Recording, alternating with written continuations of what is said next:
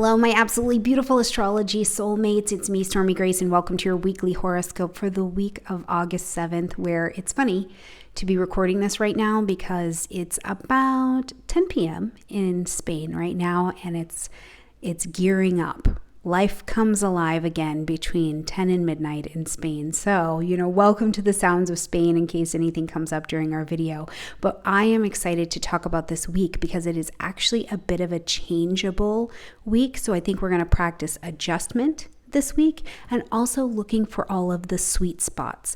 Okay, so think about it this week, even before we get into the forecast, as the hero's journey. And certain parts of the journey, the hero is going and tackling these big things. And the other piece of the journey, the hero is having to make many little stops at many little vendors or many little villages and come to understand things more deeply or finish things. And that's very much so what I think that this week is like for us, to include that we are going to see Venus and Uranus come into this square as we're going to close out the week. And this is an opportunity for every single one of us at the end of the week to make the decision.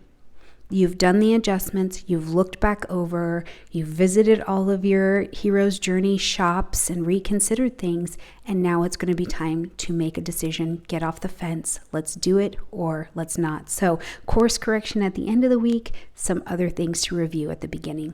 Before we jump in this week, please keep in mind that the Astrological Association, we are still getting people registered, and I can't wait to see you in October. Click in the description box down below. You can come in person or online, as it is a hybrid conference, and I cannot wait to share that space with you. As well, the Astrology Busy book is still for sale. You can get your copy at Amazon. Nice meditative book, word search, learn your keywords about the planets, the signs, the houses. I've even got the asteroids in there, and of course, the aspects. So all of that good stuff is in the description box down below, along with how to reach out to me for a reading or a chart or who these videos are for. It's all in the description box down below. All right, my beautiful friends, into the week we go on Monday. And I want to just take a little moment to say happy birthday to my Leo, who will have turned, by the time you're seeing this, she will have turned 16 on the 6th of August. Just what a precious person. So happy birthday to my little Leo. And happy birthday to the rest of you Leos too. All right, heading into Monday, we're coming in right away on a void of course moon, but it's early in the morning, so late early depending on where you are in the world. So if you're one of our friends who's up, or you're very active and present to your dream life, just know that your spirit may be off doing some finishing. Some things may be resting deeply or wrapping up or transitioning even while you are in your dream state. And if you're some of our friends who are up and awake at that time, even remember in the early AM, 1 a.m., midnight, it's the time for finishing things, winding things down, not necessarily taking on something new. And I want to share this experience that I had with you. So we've got some people who are part of our tribe, and they do, certain work, right? And from a business perspective, some of the work that they do needs to happen in those early hours. And it has been shared with me that by understanding more about even the void of course moon timing, they've also adjusted when certain things are happening in their business. And I thought, how neat to have had that shared with us, that it's not just our personal lives, but also, businesses are starting to get more in alignment with the flow of the energy that's available to them and start to learn even about these void of course moon times. So rest, allow the deep rest to happen. Now, just after that, we're going to see the moon move into the energy of Taurus. So here's our once a month time to check in on the Taurian areas. First of all, remember that this is the moon traveling for the next 2.5 days through Earth, okay? So Earth energy at an emotional level, this is the time for you this month to be with your emotions. It's also a phenomenal time to see the outer expression, Taurus, Earth energy, which is in the material world, of your internal emotional life. Now, what do I mean about that? Okay. Because the question while the moon is in Earth is, how do I ground? How do I center? How am I consistent, right? And am I fed? Am I nurtured? Am I comfortable? Look around your space. Is your car a mess? Is your house a mess?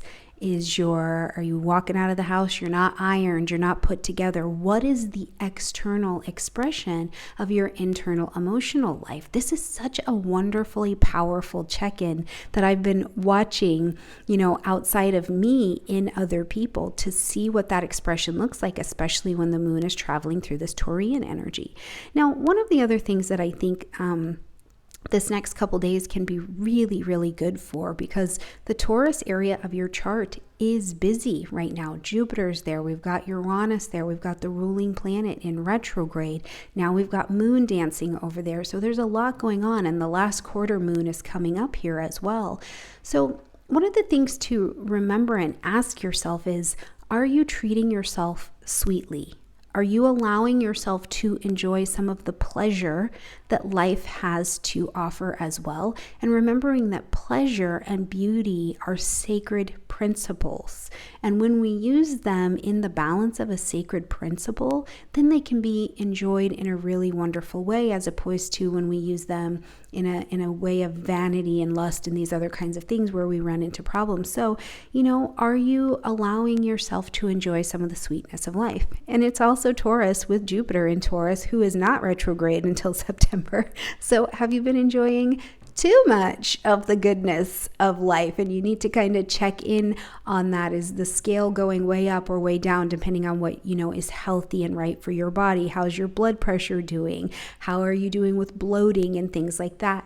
Something that you can do if you do find that you are struggling with that is, in the Taurus-y areas of your chart and in your body, we hold all 12 signs in our bodies, bring things in that are a little bit more bitter, a little bit more root earthy to eat and things like that. Spices too, of like clove or mint, something that stimulates the five senses, light a little candle or something, or burn whatever, okay? Do all the Taurus-y things and allow that to be a part of this next couple days, okay? It's a really lovely experience. Now, when we do get to Tuesday, we're going to do this last quarter moon, okay? So the last quarter moon is bringing our attention at 15 degrees of Taurus to the things it's time to turn away from. We are turning away from. I'm done with that. I've completed that. I'm bringing that to a completion. We're allowing ourselves to have projects that we maybe even were thinking about in the Taurus area of our chart 2 years ago. And maybe we've been working on it over this last year and a half, and now it's time to bring it to some kind of culmination or to let it die down. It's also a time that I think, Taurus being a Venus-ruled energy and Venus being retrograde in Leo, it's a time to give yourself credit where credit is due. This is also a big piece of the evaluation / reevaluation of value, of courage, of service, that I think that this Venus retrograde is pointing us to, is like, give yourself the recognition for what you have done well, even if you are not where you wanted to be just yet. And many people are not, because the plans and designs have been very movable lately. So even if you're not where you want to be yet, give yourself credit for what you're doing well, because a day where you're doing absolutely nothing right is a day that I can tell you maybe haven't accurately evaluated yourself. Or it's a day where you have the opportunity to see what you can do to add value to your own life, to your own self-esteem. But give yourself some credit where it's due and give yourself a little round of applause, okay? All right, now when we get to Wednesday, we get a little excitement on the table. We've got Venus squaring this Uranian energy, and we have been waiting for this. I've been talking about it, and if you haven't watched the video that I did with Nicholas Palamanakis from Sparkles of Gold Astrology, check out his channel, by the way. He's fantastic. But we had this wonderful conversation about Venus retrograde and the whole cycle. So something to think about in terms of the cycle is that back in June, on June 19th, Venus went retrograde, okay? Or it went into its pre-retrograde shadow time. So started to slow down. We're starting to get some information about what's going on in the Leo area of your chart. Then we get to July 22nd. and Venus takes that retrograde. July 27th, we saw Venus come into a conjunction with Mercury, which means that Mercury brought new information on an old situation, likely something from 2015, but Mercury brought you different information, a different perspective, whatever it is, okay? And from that piece of information, from the information that came in around about the 27th, now here on August 9th, when Venus squares against Uranus, okay, it is like, first of all, I love the way Rick Levine describes this. He talks about, you've got this tension and you're pulling and you're on the fence, and it could be this, it could be this. I don't know what to do. I don't know which way to go. And Uranus comes as a lightning bolt and crashes you. It makes a break so that you have to jump to one side of the fence or the other. You have to make a decision. But that square produces, not only the square is an aspect that says do something. You need to do something, and we'd like to take the evolved action of doing, right? But because it is Uranus squaring against Venus, it is almost this conversation that's like, the way that you valued yourself, the way that you valued this, the way that you handled this, the way that you loved this before will not work. So what is your decision to love, be, do, and move differently in a way that is innovative? It's, you've got a new direction at your fingertips, and you're put in a position today and in, I think, the next couple days to really make that choice. And sometimes what it can look like is new information is given to you that lets you see why this is a good fit or why it is not a good fit for you. And then you feel more confident in making a decision or picking the path that you're going to go down. Now, we saw this already. So flashback into your life and your world, we would have seen a real first hit of the Venus-Uranus conversation in January. Then we saw it in July. We're seeing it now, and we're going to see it again in September, okay? All right, that's a lot. Now, after all of that excitement happens, we move back into the position of the moon being void, of course, so breathe it in. I really think that between the 9th and the 10th, whatever happens in these couple days, it's, the decision that is made, the new direction, the whatever it is can be like whoosh.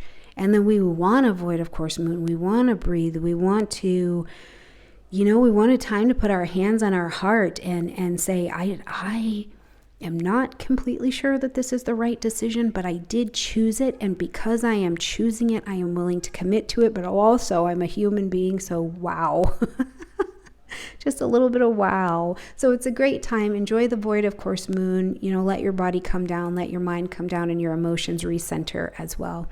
Then we're going to see the moon move into the energy of Gemini. Now we're emotionally firing in air. So you can start to even think about, air is intellectual, think about how you feel. You can think about communications. You can maybe even emotionally, you're like, I got to talk to some people. I need to connect with a network. I need to text about my new journey. I need to communicate or disseminate information in some way that is not about just the intellectual dissemination. It's not just the sharing. It's an emotional thing, right?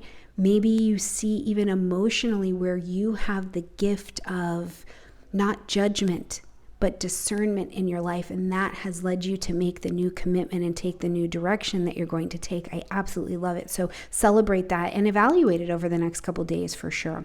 Later in the day, the 9th is the busy day, right? As you can see. Later in the day, we're going to see Mercury come into a trine with Jupiter. Okay, so the big mind and the small mind are in an ease of conversation with each other, and there's an opportunity here. But with a trine, though the opportunity is there, you have to go to the opportunity to actualize it. It's not the same as a sextile. So this is where I'm telling you, again, I think it's a great time to, in the reevaluation, the small stops around the hero's journey to the little villages all week long, look for what you're doing right. Where are things on track? Where is this something you're very happy with? Where can you see that this is successful? You've also, in the evaluation of the self and the situations that we're in, I think we really also have to remember to look at what is going very well. Because if not, it's very easy to get wrapped up in it's not happening as quickly as I'd like. I'm not sure about all of these things. I don't have all of the information. Instead, it's like, stop. Be at the vendor along the hero's village and see what's going right. Where is this, a win? Where is this one for the bucket? Where are you feeling successful? Where do you have a natural flow of energy that is working into, of, and through you that you can access and remember that that is a piece of success as well. So we'll see this energy again in September and in December because both Mercury and Jupiter are going to retrograde. So we'll see them reevaluating this in that conversation, okay? Late Thursday takes us all the way to the moon getting into the energy of Cancer, coming back home. So now we want to reset, check in on how you're feeling in terms of your security. Check in on other people. Where do you need support? Where do they need support? Where do you need to come into your cocoon of your family, the people that you love, whoever you call family, and just kind of plug in and be loved in that way? Or be, it's like when you plug your phone charger in, it's so happy to see the charging plug. At least mine is. When I plug my phone in, it lights up and I'm like, yeah, I need people. I need a tribe. I need work in my life that when I start doing it, we light up together. You know what I mean? So what does that look like for you in your life as the moon's traveling through Cancer? And of course, great time to cook, to bake, to do any kind of intuitive work, like what's been sitting kind of in the pit of your tummy or your intuition or in your gut. And you're like, yeah, all right, let me call that up and see what it is. Let me call that up and engage that conversation. It's a wonderful time to do that with that Cancerian energy. And call your family and check on them if that's the kind of relationship you have, okay? All right, then we're going to see some more void, of course, moon as we're traveling through the weekend. However, on Saturday, we've got the sun and Chiron in a conversation in a trine. Now, the sun bringing that light, heat, life, and vitality. Chiron over here having done a lot of work on the wound. So you're not looking at life through the same, you're not looking at life or your identity through the same wounded eyes that you were like a year ago. There has just been a healing here. And I love this at the end of the week because you've made a decision. You've made maybe a commitment or a new path or a new road, whatever it looks like for you, has been opened up. And today, this version of you is capable of walking that path. You have been recharged, renewed, rebirthed, you've had all of the re's happening, and you can be present to the journey that's going to be happening. And I think one of the things I would love to offer you to remember here is that you're worth it, that when you show up and are present, that can be an act of love and service to those around you.